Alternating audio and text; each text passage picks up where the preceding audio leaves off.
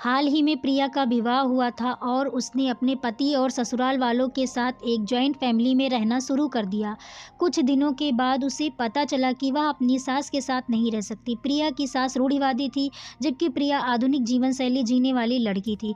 जल्द ही उनके बीच झगड़े होने लगे। कई महीनों के बीत जाने के बाद दोनों में से कोई अपना व्यवहार नहीं बदल पाया। समय के साथ-साथ प्रिया और ज़्यादा आक्रामक हो गई और उसे अपनी सास से नफ़रत होना शुरू हो गई। वह सोचने लगी कि कैसे अपनी सास से छुटकारा पाया जाए।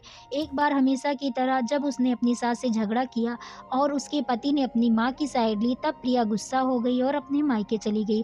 प्रिया के पिता एक केमिस्ट थे। उसने अपने पिता को पूरी बात बताई। उसने अपने पिता से कहा कि उसे कुछ ज़हर दे दे ताकि वह अपनी सास के खाने में मिलाकर उससे छुटकारा पा सके, नहीं तो वह अपने पति के घर वापस नहीं जाएगी। प्रिया के पिता को यह जानकर काफ़ी दुःख हुआ और उन्होंने अपनी बेटी से कहा, अगर तुम अपनी सास को ज़हर देती हो तो तुम और मैं दोनों जेल जाएँगे। ऐसा करना ठीक नहीं। लेकिन प्रिया सुनने और समझने की हालत में नहीं थी। आखिरकार उसके पिता ने कहा, ठीक है, जैसा तुम चाहती हो वैसा ही होगा, लेकिन मैं तुम्हें जेल में नहीं देखना चाहता। उसके पिता अंदर से पाउडर लाए और कहा, हर दिन जब तुम दोपहर का भोजन या रात का भोजन करते हो तो अपनी सास के खाने में इसे मिला देना। इससे धीरे धीरे कुछ महीनों में वे मर जाएंगी और लोग सोचेंगे कि वह प्राकृतिक रूप से मरी हैं। उन्होंने यह भी कहा, क्योंकि किसी को तुम पर शक नहीं होना चाहिए, इसलिए आज से तुम अपनी सास के साथ नहीं लड़ोगी, बल्कि तुम उनकी देखभाल करोगी।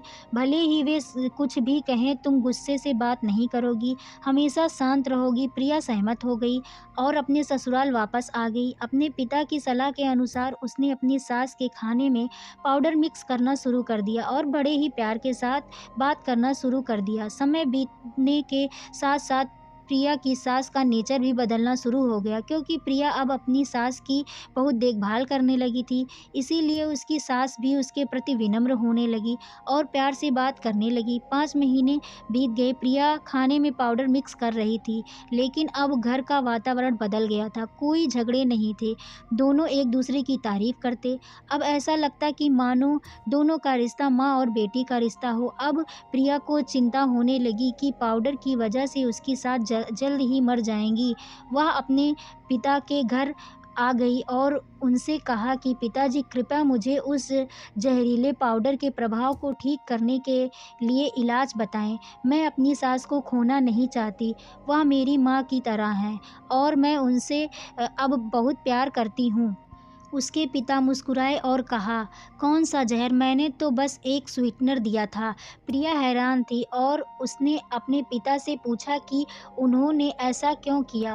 पिता ने कहा, बेटा, अगर तुम किसी दूसरे इंसान से प्यार चाहते हो तो तुम्हें भी उसे प्यार देना होगा। रिश्ते एक गाड़ी की तरह होते हैं और हम उन पर लगे हुए पहियों की तरह होते हैं।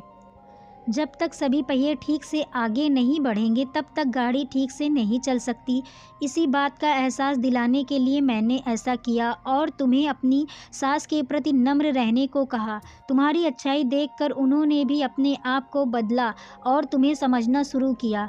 तुम दोनों एक दूसरे के लिए अपने आप को बदलना शुरू किया। यही कारण है कि तुम अपनी सास के लिए आज मेरे पास भागते हुए आई हो। प्रिया अपने पिता की बात समझ चुकी थी।